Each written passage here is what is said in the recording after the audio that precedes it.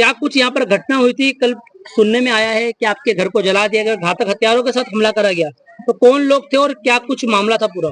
हाँ भाई, उसमें ऐसा है कि मेरे घर वाले रिक्शा चला के आके बैठे थे खाना खाने के बाद बाहर, और यहाँ के जो है संदीप करके लड़का, उसने उसके भाइयों से और उसके 2-3 छोकरों को बेच के मेरे आदमी के ऊपर हमला कर दिया और हमारे घर पे पेट्रोल छाटा, मेरे देवर के ऊपर पेट्रोल छाटा, हमारे छोटे छोटे बच्चों को सबको जलाने की कोशिश करी, हमारी रिक्शा तोड़ी, नुकसान करा हमारे घर के अंदर और आग चाप दी हमारे घर पे।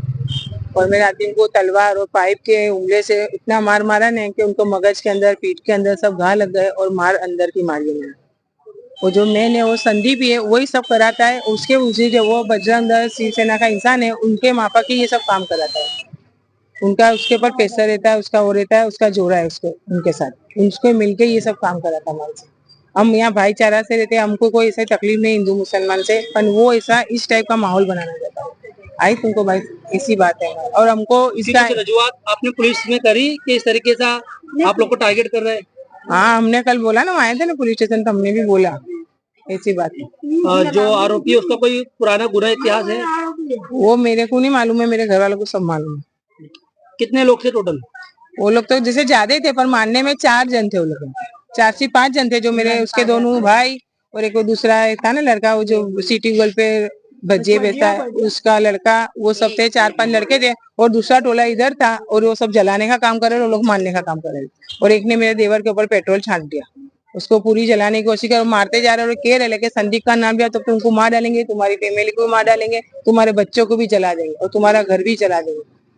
ऐसा जब घर जला आप लोग का वीडियो में दिख रहा है, तो आप लोग कहाँ से निकले थे, कहाँ से? हमारा पीछे से एक दरवाजा है, वहां से हम लोग निकल गए, बच्चों को हमने निकाले, सबको निकाले, इनकर हम सब यहाँ जल जाते थे, क्योंकि हम तो उस टाइम पे सब घर में ही थी पूरी फैमिली। शाम का रात का टाइम था, खाने का वक्त था, सब घर पे ही थे, सब रिक्शा से आए हुए थे और हम सब घर में ही पूरी फैमिली थी। पुलिस कितनी देर में आई थी घटना के बाद? पुलिस तो थोड़ी देर में ही आ गई थी, जैसे पुलिस थी और यहाँ पे सब टोला ही था और पुलिस आ गई थी, सब पुलिस को उनका काम करा, वो लोग उनसे यहाँ से बात हुआ, ऐसा बात। आप लोग की मांग क्या, क्या कुछ हमारी चाहते हो? आप लोग की मांग क्या है? हमारी मांग ये है, हमारे को न्याय चाहिए। देखो, हमारे को और कुछ नहीं चाहिए। जो है वो संदीप है, हम कोई के लिए को कुछ भी बोलना नहीं चाहते हैं। जैसे उसके भाई है, संदीप है, वो क्या करता है, यहाँ भेगी होता है, 15-20 जन को भेगी करता है। वो बजरंग दल भाजपा का नेता ऐसा बोलता है और है न 15-20 जन को भेगी करके एचएम वाली बात करता है, जैसे हिंदू और मुसलमान, बस। और वो कुछ नहीं करता है। बाकी यहाँ हम बहुत सालों से हम रहते हैं, इस तरीके के भाईचारे को खराब करने की कोशिश कर रहे हैं। तो इसकी रजुआत आपने पुलिस में करी कभी? हमने कभी नहीं करी, पर कल हमने बोला करी। ये बात हमने कल बोली पुलिस वालों को, उन्होंने हमारे को ऐसा भरोसा दिलाया है कि हम। सर, कल जो रात में जो बनाव बना था उसकी साहेब કાલે રાતના જે બનાવ બન્યો હતો એની હકીકત શું હતી? ગઈકાલે શેરકોટા પોલીસ સ્ટેશન વિસ્તારમાં રાત્રે હત્યાના પ્રયાસ અને રાઇટિંગ સાથેનો ગુનો બન્યો છે, જે ગુનાની હકીકત એ રીતની છે કે ગઈ 2/8/2024ના રોજ સંદીપ પરમાભાઈ રાઠોડ છે, જે સૈયદ રિયાઝ હુસેનની 40 સરસપુરના રહેવાસી છે, તેઓના ઉપર એક અજાણ્યા રિક્ષા ચાલકે છરી વડે તેમના છાતીના ભાગે હુમલો કરી હત્યાની પ્રયાસનો બનાવ બનેલો હતો, જેમાં ગુનો નોંધવામાં આવેલો હતો। અને એ ગુનાની તપાસ દરમિયાન જે આરોપી છે, અજાણ્યો આરોપી મહેશ ઉર્ફે બીડી જયેશભાઈ રાવલ નામના ઈસમને પકડવામાં આવેલો હતો। એની પૂછપરછ દરમિયાન અન્ય ઈસમ જકીમ ઉર્ફે બાપુ પીર મોહમ્મદ શેખ તથા યોગેશભાઈ વાઘેલા તથા ધવલ મકવાણા તથા કિરણબેન વાઘેલા, આમ ઉપરોક્ત ટોટલ अन्य 4 આરોપીઓની પણ આમાં સંડોવણી હતી।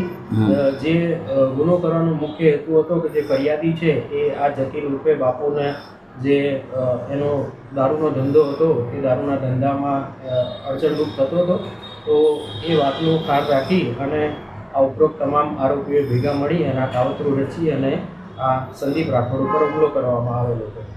જે હુમલાના અદાવત રાખી ગઈકાલ રાત્રે સંદીપના જે પરિચિતો છે, જેમાં પરેશભાઈ રાઠોડ, શૈલેષભાઈ રાઠોડ, કાલુ તથા अन्य 5 થી 6 ઈસમોએ આજે જકીર ઉર્ફે બાપુ છે તેના ભાઈ છે ઝહીર અબ્બાસ શેખ, તેઓ પણ જે અગાઉનો ફરિયાદી છે સંદીપ, એના જ બાજુના વિસ્તારમાં રહેતા હતા, તો તેઓના ભાઈ ઉપર તલવાર અને પાઇપો વડે જીવલેણ હુમલો કરવામાં આવેલો હતો. સાથે સાથે જ્વલનશીલ પદાર્થ એમના ઘર ઉપર ફેંકી અને એમના સરસામાનને આગ લગાડવામાં આવેલી હતી. સાથે રિક્ષાઓમાં પણ નુકસાન પહોંચાડવામાં આવેલું હતું. તો આમ અગાઉની બનાવને ધ્યાને રાખી એની અદાવત રાખી ગઈકાલ રાતનો બનાવ બનવા પામેલો છે, જેમાં રાઇટિંગ વિથ હત્યાના પ્રયાસની કોશિશનો ગુનો નોંધવામાં આવેલો છે. અને હાલમાં જે બનાવ છે બનાવ સંદર્ભે બનાવ સ્થળે પૂરતો પોલીસ બંદોબસ્ત રાખવામાં આવેલો છે, જેથી કોઈ અનિચ્છનીય બનાવ ન બનવામાં આવે. સાહેબ અત્યાર સુધી કોઈની ધરપકડ કરવામાં આવી છે? હાલમાં આરોપીઓ છે ગુનો કરી અને ભાગતા ફરે છે, પણ પોલીસની અલગ અલગ ટીમો બનાવી આરોપીઓને તાત્કાલિક ઝડપી પાડવા માટે ચક્રો ગતિમાન કરવામાં આવે છે. સાહેબ આપણે પોલીસ ચોકીની આ સામે જ બનાવ બન્યો, આ દરમિયાન અહીંયા કોઈ પોલીસ કર્મચારીઓ હાજર હતા? બનાવ જેવો બન્યો, જેવી પોલીસને જાણ થઈ તાત્કાલિક પોલીસ ઘટના સ્થળે પહોંચી ગઈ હતી અને વધુ કોઈ બનાવ ના બને એ બાબતે તકેદારીના પગલાં રાખી અને અન્ય પોલીસ ફોર્સ છે સ્થળ ઉપર આવી ગયેલો અને વધુ કોઈ પણ જાતનો અનિચ્છનીય બનાવ ના બનવા પામે એ બાબતની તકેદારી હાલ પૂરતી રાખવામાં આવી છે. જોકે આ પોલીસ સ્ટેશનની બિલકુલ સામે આ બનાવ બન્યો હતો અને આરોપી કેટલા માથા ભારે હતા કે પોલીસનો કોઈ ખોફ ના રહ્યો એમને, અને પોલીસ સ્ટેશનની 500 મીટરની બી દૂરી નથી ને આવો બનાવ બન્યો, આખો ઘરને હાથ ચાપી દેવામાં આવી હતી. બનાવ બન્યો એ પોલીસના જાણમાં હોત તો ચોક્કસ પોલીસ તેને અટકાવી શકી હોત. આ બનાવ બન્યો છે એ બાબતે પોલીસને જેવી પણ માહિતી મળી તાત્કાલિક પોલીસ ઘટના સ્થળે પહોંચી અને વધુ કોઈ બનાવ નથી બનવા દેવા પામે એ બાબતે પોલીસે જે એ તાત્કાલિક કાર્યવાહી કરવામાં આવેલી છે. અને આરોપી બી ફરાર થઈ ગયા, એટલે બિલકુલ નજદીક જ પોલીસ ચોકી હતી છતાં આરોપી ફરાર થઈ ગયા.